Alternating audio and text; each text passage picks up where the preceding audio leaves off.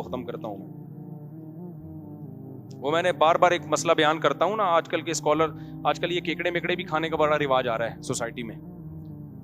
کیکڑا جو ہے نا آج کل لوگ کھا رہے ہیں, حنفی لوگ بھی کھا رہے ہیں. تو ہمارے ایک دوست تھے, مجھے انہوں نے بتایا کہ ایسا ایک یوٹیوبر ہے, وہ کیکڑا کھا رہا تھا, تو میں نے اس کو منع کیا کہ کیکڑا کیوں کھا رہے ہو؟ تو اس نے کہا کہ بھائی وہ کیا دلیل ہے حرام ہونے کی؟ تو اس نے جواب میں کہا کہ بھائی فقہ حنفی میں حرام ہے یار, تم فقہ حنفی کو فالو کرتے ہو, پاکستان میں پیدا ہوئے, تو فقہ حنفی میں نہیں کھا سکتے آپ اس کو؟ تو فوراً, کیونکہ سنا ہوتا ہے انہوں نے آج کل کے منجن بیچنے والوں کو, اس نے کہا بھائی میں قرآن کو مانتا ہوں, میں حنفی وانفی کو بولو نہیں مانتا.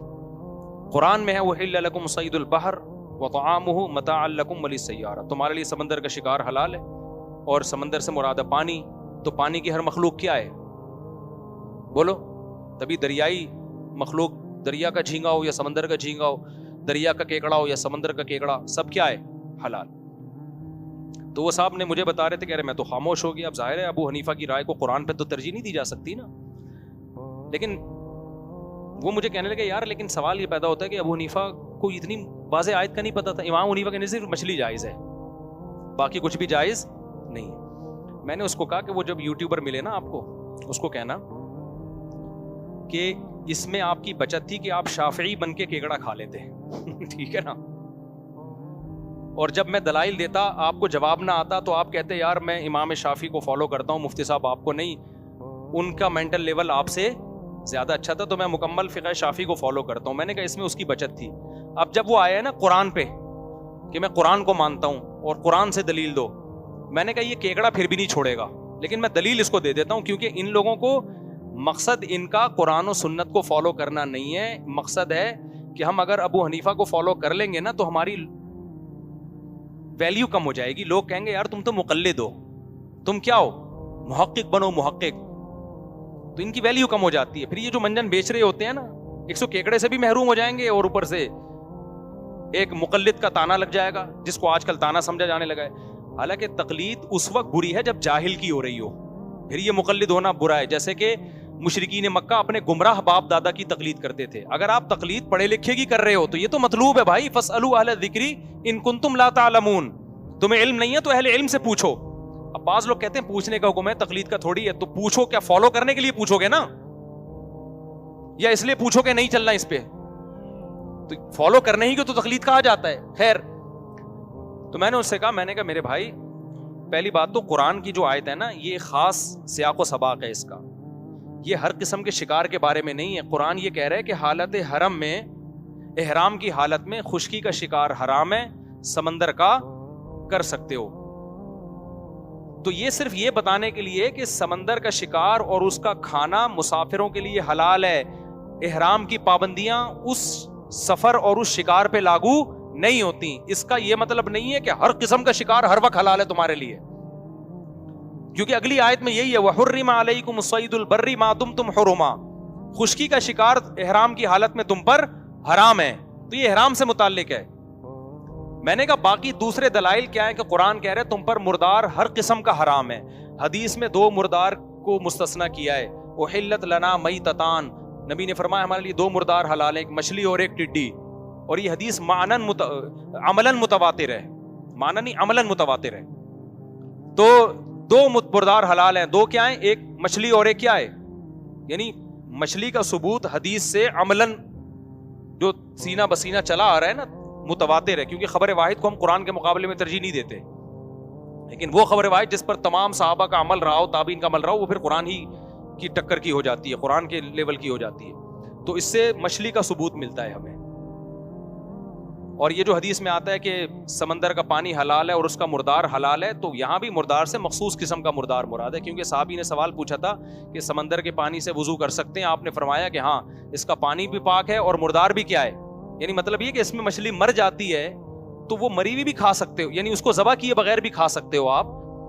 تو اس کے پانی بھی کیا ہے تمہارے لیے, اس میں بھی ناپاکی کا کوئی عنصر نہیں ہے, جب اس کا جانور تمہارے لیے حلال کر دیا گیا. تو یہ بھی ایک خاص سیاق و سباق میں اس حدیث کو بیان کیا گیا. اس کا مطلب یہ نہیں کہ سمندر میں جو نکلے کھا سکتے ہو آپ. تو میں نے کہا پھر بھی اگر ان کی سمجھ میں دلیل نہ آئے نا, فوراً وہ نکالیں گے کیڑے, وہ کہیں گے یہ چونکہ حنفی ہے نا تو حنفیت کا منجن بیچ رہے ہیں. فوراً نا ان لوگوں کو کچھ الفاظ ان کے اسکالرز نے سکھا دیے ہیں کیونکہ یہ مقلد ہیں, یہ تو اپنے مسلک کو پروموٹ کریں گے. میں نے کہا ان سے کہو یہ بات جب سمجھ میں نہ آئے نا ان سے کہ حدیث میں تو 2 مردار کے حلال ہونے کا تذکرہ ہے, اور ایک اور دلیل کہ کسی ایک صحابی سے کیکڑا کھانا دکھا دو ہمیں, یا جھینگا کھانا بھی دکھا دو آپ, مچھلی کے علاوہ کسی ایک صحابی سے کوئی ضعیف سندی دکھا دو کہ انہوں نے سونگا بھی ہو اس کو, ٹھیک ہے نا, کھانا تو دور کی بات, کوئی دکھا دو آپ. تو اس لیے ابو حنیفہ کا موقف بہت مضبوط ہے.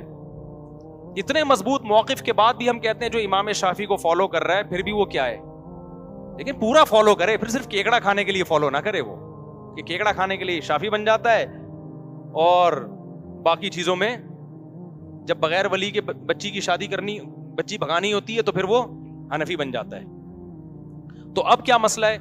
میں نے کہا اگر پھر بھی سمجھ میں نہ آئے نا تو ان سے کہیں کہ پھر ایسا کریں کہ مگرمچھ کے اور کیچوے کے انڈے کھانا شروع کر دیں. کچھوے کے, کیچوا نہیں, کچھوا, کیونکہ وہ بھی کیا ہے, پانی کی مخلوق ہے. کچھوا جو پانی کا ہوتا ہے نا, ایک خشکی کا ہوتا ہے ایک پانی کا ہوتا ہے. پانی کا کچھوا جیسے کیکڑا کچھ پانی میں بھی رہتا ہے, زیادہ ٹائم پانی میں گزارتا ہے, ایسے ہی کچھوا اور مگرمچھ زیادہ ٹائم کہاں گزارتے ہیں, پانی میں. کبھی کبھار آپ کی خوراک کا حصہ بننے کے لیے اور یہ شو کرنے کے لیے کہ آپ واقعی قرآن کو قرآن مانتے ہیں, صرف آپ احل لکم صید البحر والی آیت سے استدلال کر کے صرف آپ کیکڑے کو حلال نہیں قرار دیتے, بلکہ اس آیت کے مطابق آپ اگر مگرمچھ اور کچھوے کو بھی حلال سمجھتے ہیں تو یہ شو کرانے کے لیے کچھوا کبھی کبھار سمندر سے باہر تشریف لاتا ہے کہ آپ اس کو پکڑیں اور اس کو بغیر ذبح کیے, کیونکہ مردار حلال ہے نا, اس کا مردار تو بغیر ذبح ہوتا, آپ مگرمچھ بھی کھائیں اور بولو کچھوا بھی کھائیں. اور اس پر بھی پوری امت کا اجماع ہے کہ جو جانور حلال ہے اس کے انڈے بھی کیا ہیں, تو آپ کچھوے کے انڈے بھی کھائیے, اس پہ ولاگ بنائیں, مگرمچھ بھی کھائیے, اس پہ بھی کیا کریں, ولاگ بنائیں. اور جب کوئی آپ سے پوچھے کہ فقہ حنفی میں یہ ناجائز ہے تو آپ بولیں میں قرآن مانتا ہوں, میں آج کل کے مذہبی اسکالرز کو اور یہ منجنوں کو نہیں مانتا. اتنے انڈے پڑیں گے نا وہی کچھوے کے آپ کے سر پہ, اتنے انڈے پڑیں گے, لوگ بولیں گے ہمارے بچوں کو بگاڑ رہا ہے. میں سمجھا پا رہا ہوں اپنی بات کہ نہیں سمجھا پا رہا ہوں؟ لیکن آپ دیکھ لو ان لوگوں کی باتوں کو, ایسا لگتا ہے جیسے یہی جانتے ہیں قرآن. ہم نے 8 سال نا مدرسے میں منجن بیچا بیٹھ کے, ہم نے 8 سال کیا کیا ہے, منجن بیچا ہے. اچھا میرے بھائی, مفتی صاحب میں جوائنٹ فیملی میں رہتا ہوں. اچھا یہ عرب لوگ جو ہے نا جو فقہ حنبلی کو فالو کرتے ہیں, ان میں جو سلفی علماء ہیں, شیخ صالح العثیمین رحمہ اللہ, وہ کچھوے کو جائز کہتے تھے, سمجھ رہے ہو نا, اور مگرمچھ کو بھی جائز کہا ہے انہوں نے کہا جب یہ آیت کو ہم مانتے ہیں تو پھر پورا مانتے ہیں, تو انہوں نے مگرمچھ کو بھی کیا کہا ہے. حالانکہ یہ میں ان کی رائے کا احترام کرتا ہوں, بڑے عالم ہیں, ان پہ طنز مقصد نہیں ہے, لیکن بہرحال اختلاف تو کیا جا سکتا ہے نا. حالانکہ مگرمچھ اور کچھوا وہ چیز ہے جو یہود و نصارہ میں بھی رائج نہیں رہی ہے, یعنی یہود و نصارہ جب تک مذہب میں تھے نا وہ بھی نہیں کھاتے تھے یہ چیزیں. اور حلال و حرام جو کھانے پینے کی چیزیں ہیں نا وہ تمام آسمانی مذاہب میں سیم ہیں, کیونکہ وہ حرام ہے ناپاک اور خبیث ہونے کی وجہ سے, خبائث ہونے کی وجہ سے.